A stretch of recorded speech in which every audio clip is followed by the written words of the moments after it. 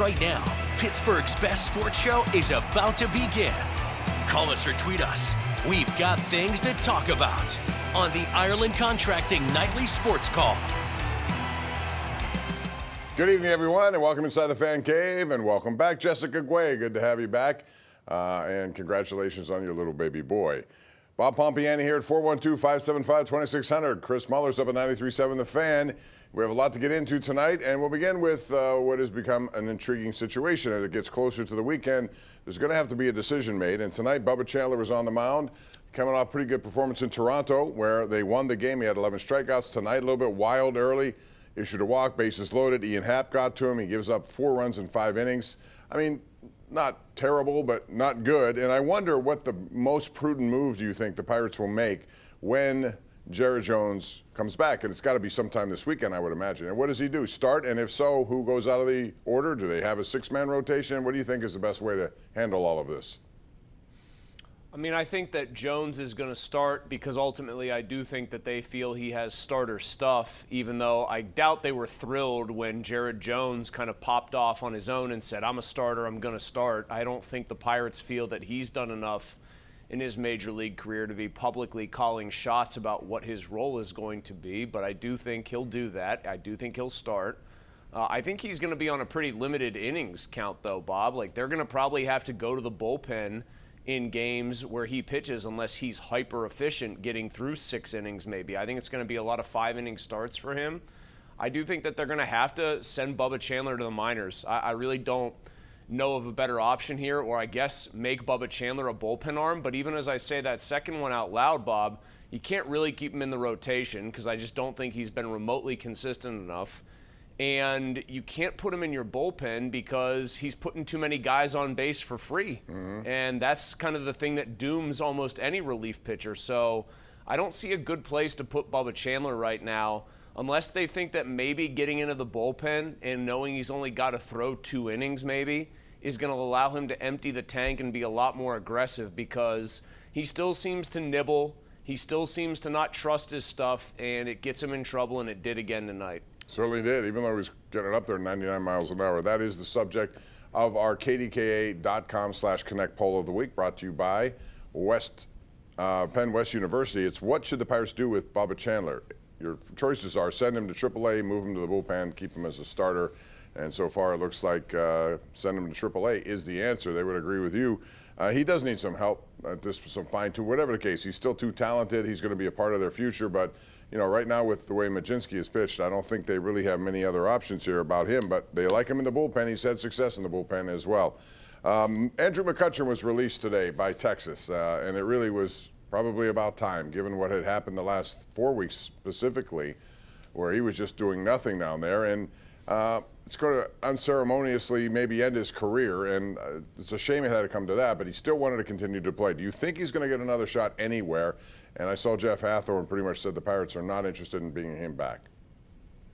No, I don't think he's going to get a shot anywhere else. I believe this will leave him tied with Gary Gaetti on the all-time hits list with 2,280. The Rat Gary Gaetti, I might add, one of the great nicknames in sports history. Like Ken Linsman of the Flyers, same. That's the only other Rat I knew.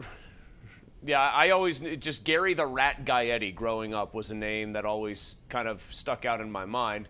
But, I mean, this is the risk you run, Bob. I think if you're any great athlete and you decide you want to keep going when perhaps you're at the end of the line, you feel like there's something left to give. And in the case of a lot of these guys, I think they almost have to have it proven to them that, no, there is nothing left in that tank. I mean, it was very fashionable for Pirates fans very early in the season when the team was losing their first series to the Mets and McCutchen was making an instant impact to get upset about this. But you heard those sort of comments tail off as the Pirates started to play better, and then you started to notice that Andrew McCutchen wasn't playing every day or even many days for the Rangers.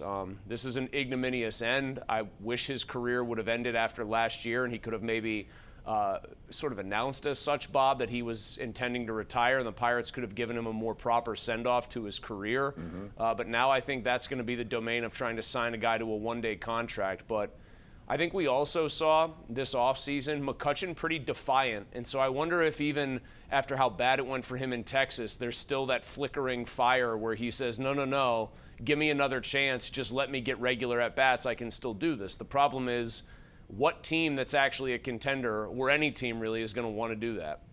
Yeah, I don't think any. I think, unfortunately, it's going to probably come to that. But certainly a tremendous career, face of this team for so many years, MVP of the league, and he'll be remembered fondly for that sort of stuff. But this is not the way he wanted it to end, and it may very well be the end. 412-575-2600 is the number to call. We invite you to call us. We're live tonight on KDKA Plus and 93.7 The Fan. It's the Ireland Contracting Nightly Sports Call. We want to hear from you next.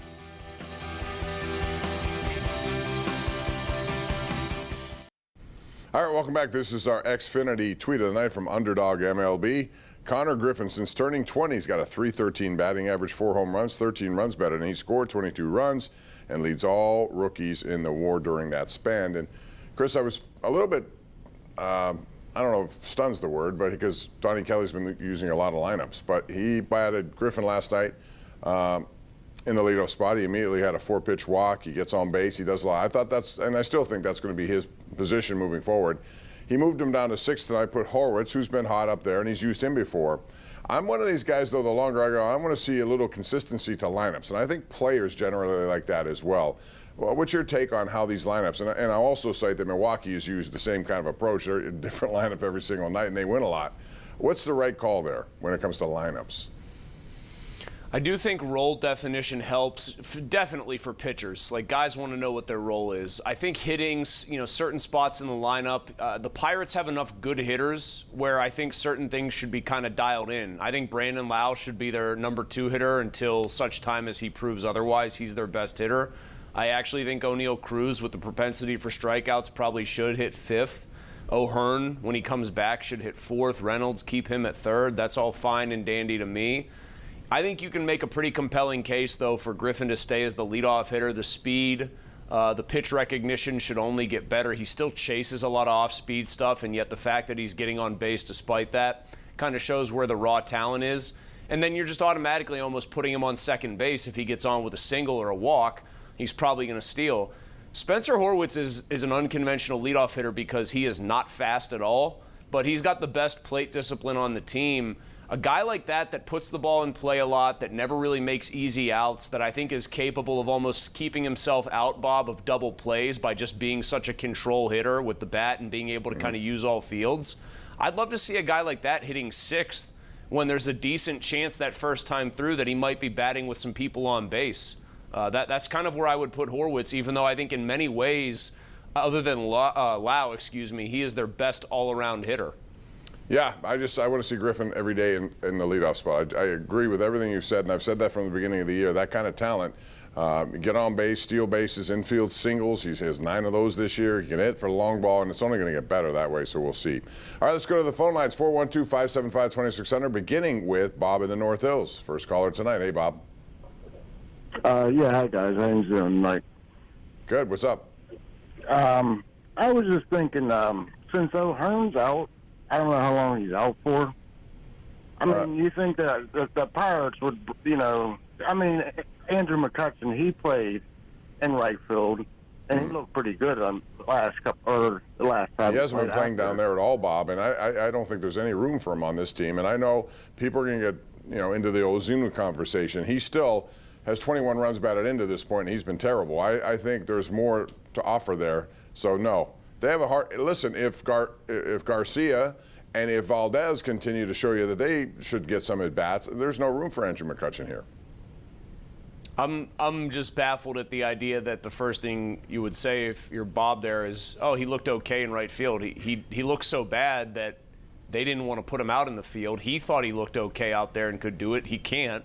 He's hitting 190.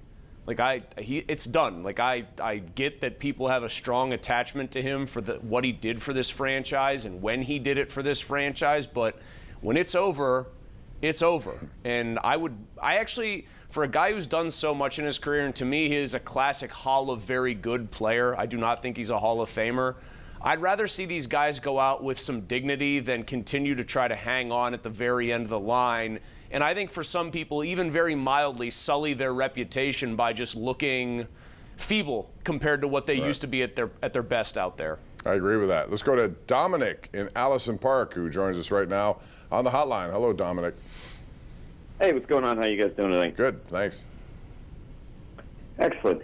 So I'm actually going to see Paul Skeens for the first time tomorrow night. I figure it's a great time to get out there before all the schools get out and the insanity ensues for the summer for Paul Skeens Day.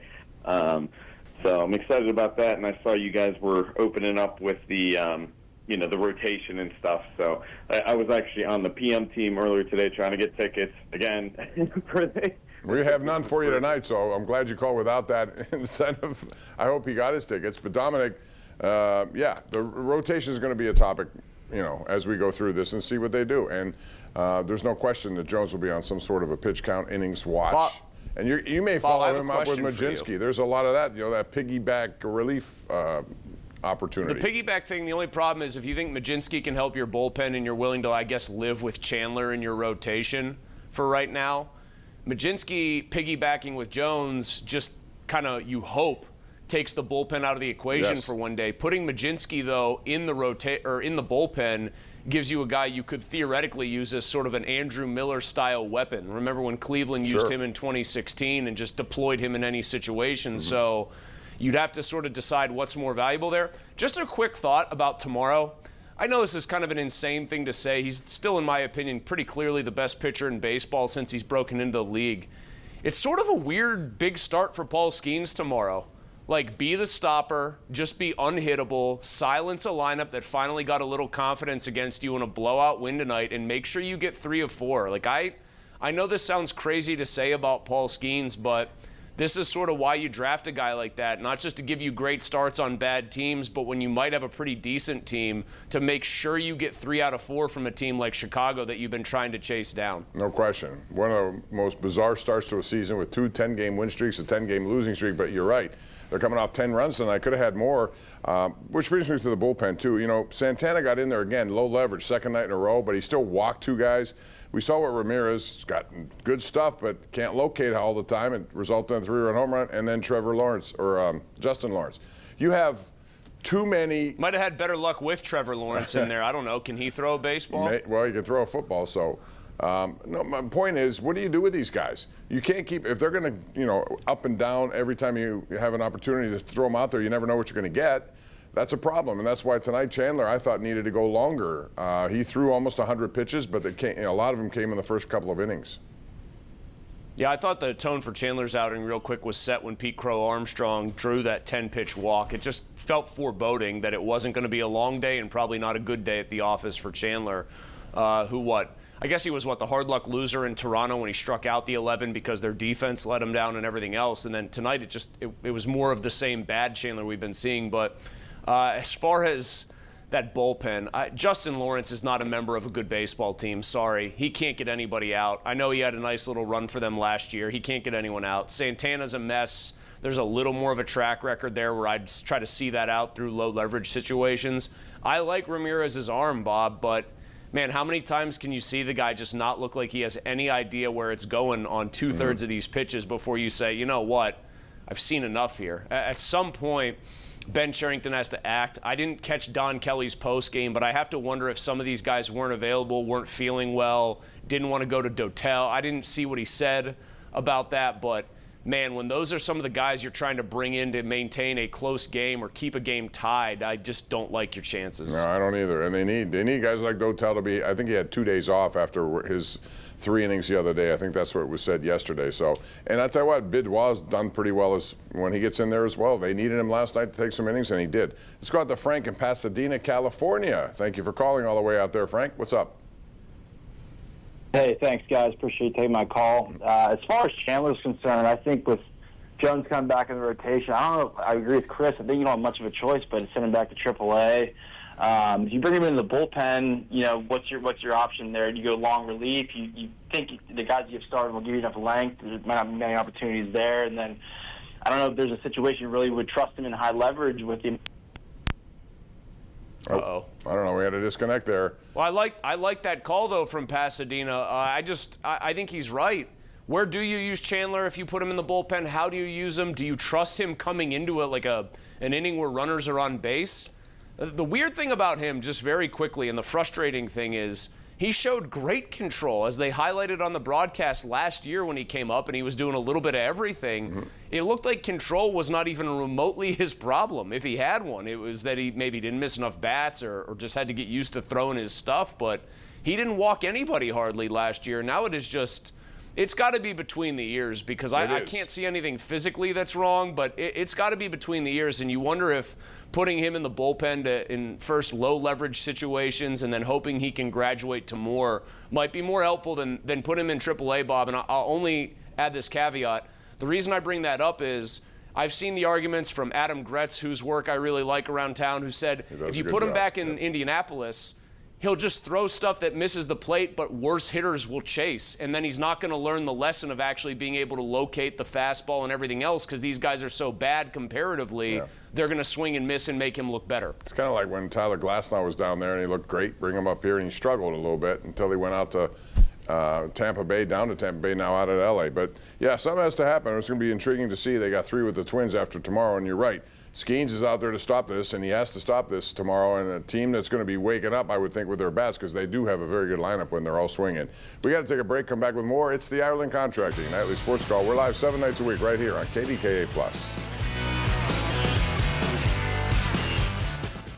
Bob Pompeani, Chris Mueller back with you. Got some tweets coming in here. Jace Collins says nearly half of the Pirate bullpen right now is unreliable, which cannot sustain itself. And then Real Johnny says horrible managed game by Kelly, lacks urgency.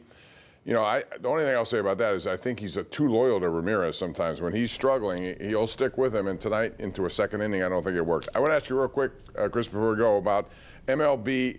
The Players Association made a proposal, at least the first one, and there will be many. The one interesting thing about this, too, the owners, which they'll respond in the next day or two, they want a competitive integrity tax for any team that does not spend $150 million.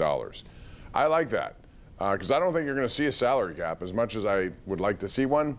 I have a feeling it's not going to happen, but this at least would force people to spend, and if you don't, you're going to pay a tax. I mean, it would ultimately create a soft salary floor, and then I think part of the proposal was also the high end now moves from like 220 to 300. So it would create a higher soft cap, much higher, and a first ever soft floor. I love the idea of a soft floor. Got one big problem, Bob. Those owners, yeah, they're not going to go for that, because the thrust of it is basically we get more money, you guys spend more of it. Fans like that, the dudes who own the teams, they will not. No, I know. That's why, in fact, I saw the response today by them, and the commissioner is not very optimistic, but it's early in the proceedings. Chris, thank you very much, as always. Appreciate it. Do it again tomorrow night, and we hope you join us again tomorrow night as well. It's 412-575-2600, Ireland Contracting, Nightly Sports Call, signing off.